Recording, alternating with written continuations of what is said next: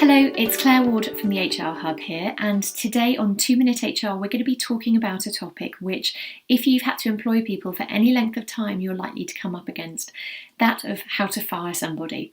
It's not a very nice thing to have to do. Sometimes it's unavoidable, and there are definitely better ways to do it than others, which is something that we've learned the hard way in the 10 or so years that I've been managing these kind of situations. So I'm going to talk you through how to prepare for this kind of situation, how to deliver the message, and then also manage the aftermath in your business. In terms of preparation, the first thing I always ask my clients is this the only option?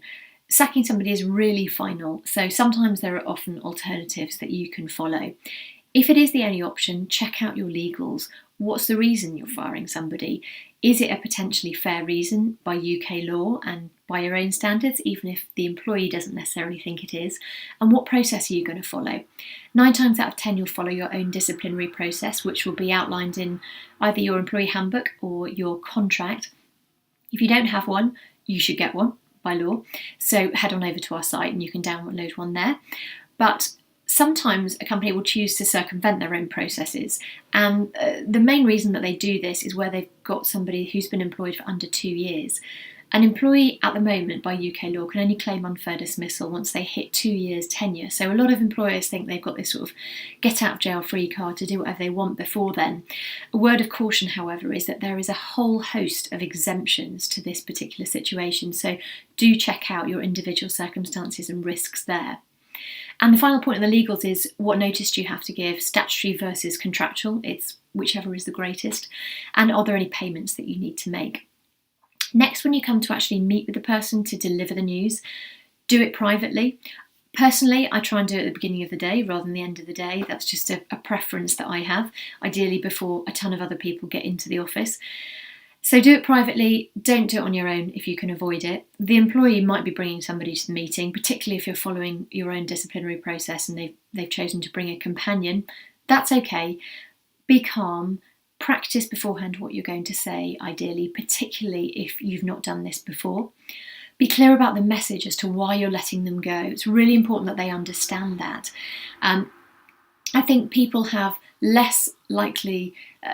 less likely to cause merry hell for you afterwards, to be honest, not just in terms of tribunals, but also, potentially with your customer base or employee base, if they can really understand and are on board with the reasons why. And this plays also to the fact of being respectful to them. Being respectful is giving them a clear explanation rather than no explanation. Being respectful to them is not marching them out the door with a security guard, which I've seen happen, and it's just ghastly, frankly.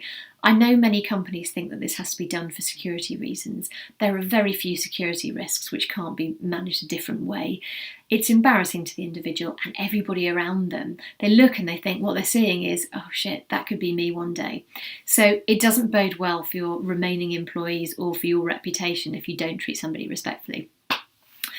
Be clear about the next steps in terms of notice period, any payments due, references, wherever possible. In terms of actually how you do exit, however, I do always encourage people to take some time out because I don't think it does them any good to hang around the office. They might be processing this still and in a state of shock, but if you can try and move them along by suggesting that they go and spend some time, at home and that you can be in touch and be available afterwards, that tends to be the route that I follow. When they are gone from the office, I then speak to the team and I would recommend that you be as frank as you possibly can about the reasons for leaving. Sometimes you might not be able to be totally honest, but be as frank as you can. Again, this comes down to being respectful, is don't badmouth the employee. The chances are they have not wanted to be in that situation. Even if you think they might have done something willful, no one tends to want to get fired.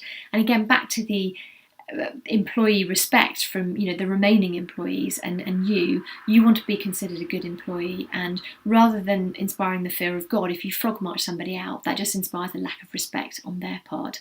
So be available to them as well in terms of any questions that they might have moving forward, and be clear to them about what's going to happen next in terms of the leadership, if it's a team leader, or who's going to pick up their slack. Remember, they're going to be looking to you, the remaining employees that are, they're going to be looking to you to show them the way forward. So it's a lot to cover in 2 minutes, which is why I've grossly gone over. But if you have any other specific questions, remember this is general advice only. either ping me at hello@thehrhub.co.uk or head over to our website, which you'll see at the end of this YouTube video, and you can find out more information. Thank you very much.